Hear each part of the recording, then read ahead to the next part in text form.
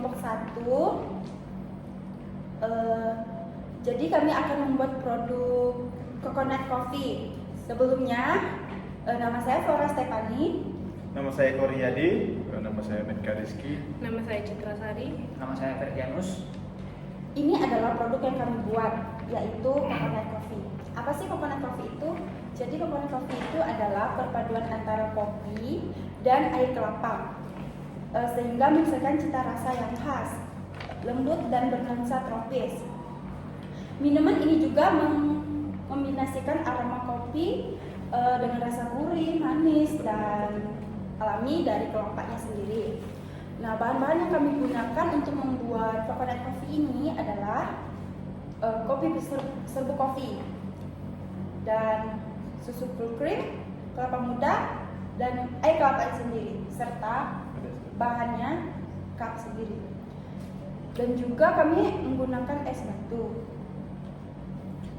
Untuk pengembangan dan tawaran pasar baru, yaitu satu, kita harus punya inovasinya, bisa dari rasa, bisa dari kemasan. Untuk saat ini kami masih ada satu produk, yaitu coconut coffee.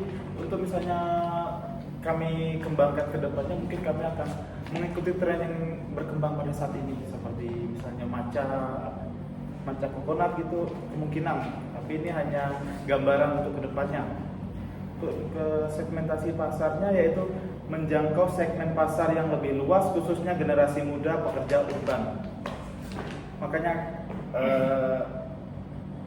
konsumen dengan gaya hidup yang sehat itu dengan kelompok yang cenderung mencari produk yang tidak hanya memiliki rasa yang enak, tetapi juga memiliki nilai tambah seperti keunikan, estetika, dan manfaat kesehatan.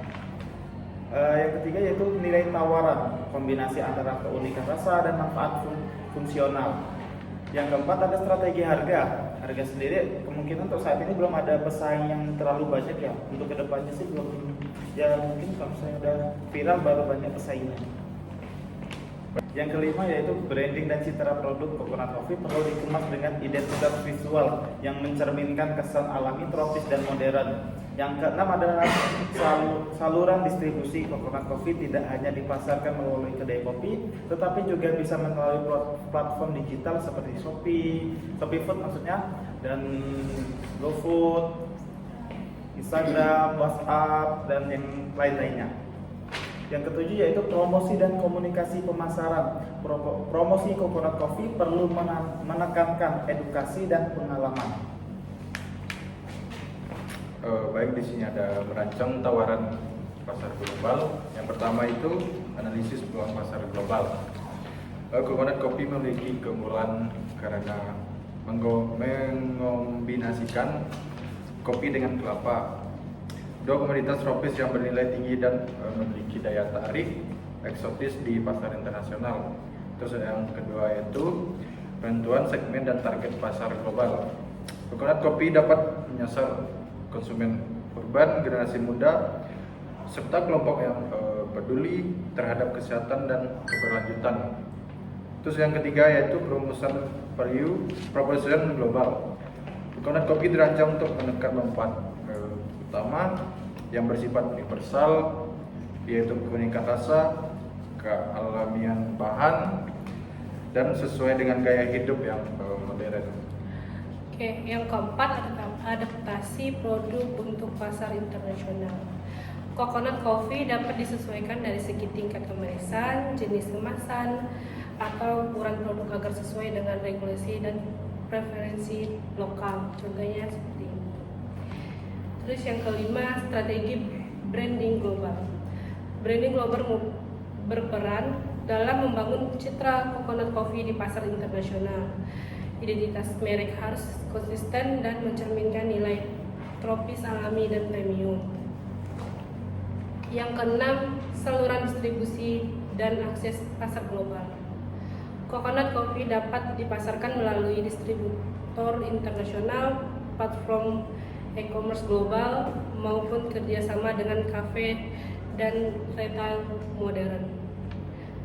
Ketujuh, komunikasi dan promosi global. Komunikasi pemasaran global dirancang untuk menyampaikan pesan merek secara konsisten namun tetap relevan secara lokal. Terus yang ketiga, membentuk tawaran baru. Untuk membentuk tawaran baru ini terbagi menjadi 6 bagian. Yang pertama itu mengidentifikasi kebutuhan dan masalah konsumen, memahami kebutuhan, preferensi dan permasalahan konsumen, perubahan gaya hidup meningkatnya, kesadaran akan kesehatan, serta kebutuhan akan produk yang praktis menjadi faktor utama yang mempengaruhi perilaku konsumen minuman. Terus yang kedua, ada pengembangan inovasi produk yang relevan. Tawaran baru dibentuk melalui inovasi produk yang menyesuaikan dengan tren pasar. Coconut coffee dapat dikembangkan dalam berbagai varian seperti ready to drink, rendah gula, atau berbasis plant-based. Terus yang ketiga ada pengembangan varian dan edisi khusus. Tawaran baru ini dibentuk melalui pengembangan varian rasa dan edisi musiman. Varian seperti coconut matcha, coconut vanilla, atau edisi terbatas bertema musim atau perayaan tertentu, menciptakan kesan eksklusif. Terus yang keempat ada inovasi konsep dan pengalaman konsumen. Tawaran baru ini hanya terletak pada produknya, tetapi juga pada pengalamannya yang dirasakan konsumen.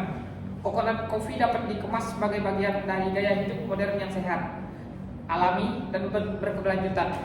Mulai dari desain kemasan ramah lingkungan hingga storytelling tentang asal-usul kelapa dan kopi. Pengalaman konsumsi jadi lebih emosional dan bermakna bagi konsumen. Terus yang kelima ada kolaborasi dan SEO branding. Pembentukan tawaran baru juga diperkuat melalui kolaborasi dengan merek lain seperti produsen susu kelapa, brand kesehatan, atau coffee shop ternama.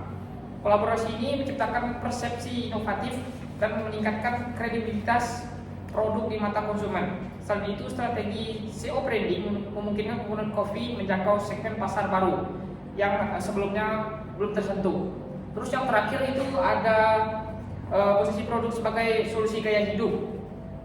Melalui berbagai inovasi tersebut, Coconut Coffee tidak lagi dipersepsikan sebagai sekedar minuman kopi, melainkan sebagai solusi gaya hidup modern.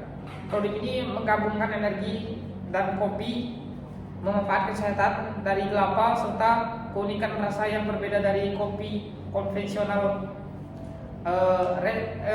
Reposisi ini memperkuat citra merek sebagai pelopor inovasi kopi berbasis kelapa dan menciptakan nilai tambah yang sulit ditiru oleh pesaing. Jadi sekian presentasi kami dari kelompok pertama, kami ucapkan terima kasih.